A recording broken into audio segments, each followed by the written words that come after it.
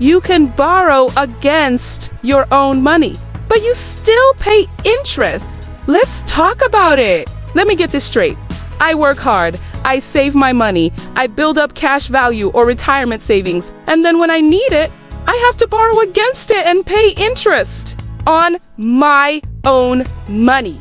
Make it make sense. Because today, we're breaking down one of the most frustrating parts of personal finance.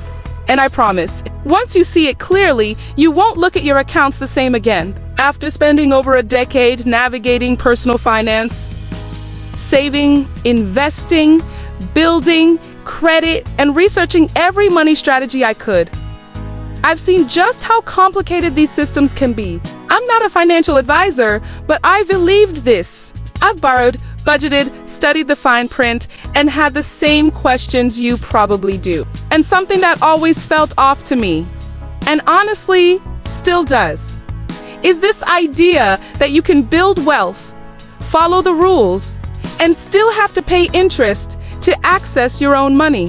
Whether it's your 401k, your life insurance, your home equity, or your brokerage account. These financial vehicles allow you to leverage your assets, but that leverage comes at a cost.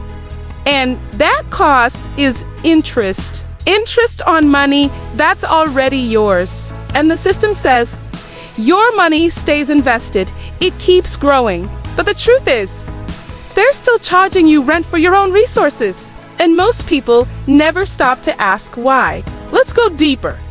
Because this isn't just one isolated thing. This is happening across multiple areas of personal finance. 401k loans. You're borrowing from your own retirement savings. Sure, you can access the money when you need it, but you're paying interest on what you borrow. And if you leave your job or get laid off, that loan becomes due fast.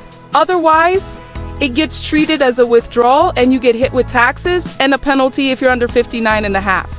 So whose money is it really? Cash value life insurance.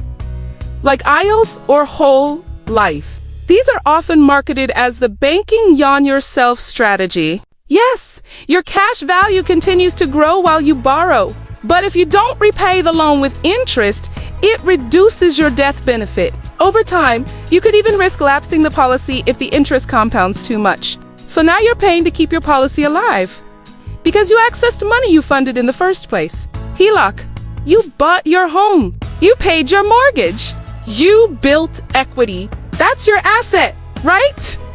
But when you tap into it, you're borrowing at variable interest rates, and the bank can reduce or freeze your line at any time. The home may be yours, but the control isn't. Brokerage margin accounts, you deposit $10,000 into a brokerage account, and they allow you to borrow against it to buy more stock. Maybe up to $5,000 or more, depending on the firm. But while your investments are at risk, they charge you daily interest. That's your cash, your collateral, but the risk and the cost is all yours. How many people even realize this is happening? And if they do, how many are actually questioning it? Why are we okay with paying interest for access to money we already worked for, saved, and invested? Why is borrowing against your own wealth treated like some kind of privilege? Let's call it what it is. Financial gatekeeping. This entire structure is designed to benefit institutions, not individuals. It's a quiet way to keep wealth flowing back into the system instead of circulating freely among the people who earned it. You're told you're being smart by leveraging your assets. But in most cases, leverage without full understanding is just invisible debt. The fees, the interest, the repayment terms, they all serve to reinforce control. And if you don't know what you're doing, you're just another piece on the board. The wealthy, they understand this. They use it strategically with teams of advisors, but the average person, we're often flying blind, trusting the system to guide us. I'm not saying never borrow against your assets. Sometimes it's the smartest move available if the interest rates are better. But I am saying, ask why. Ask why the structure exists, who it services, and whether there's a better way to access the money you've already earned. If this made you pause and think, good, that's the first step to real financial freedom. Drop a comment if you've ever borrowed against your own money and paid interest. I want to hear your experience and whether it made sense to you. And if you want more straight talk like this, hit that subscribe button, because financial literacy isn't just about numbers.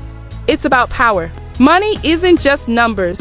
It's power, control, and influence. The more you understand, the less you're controlled. See you in the next one.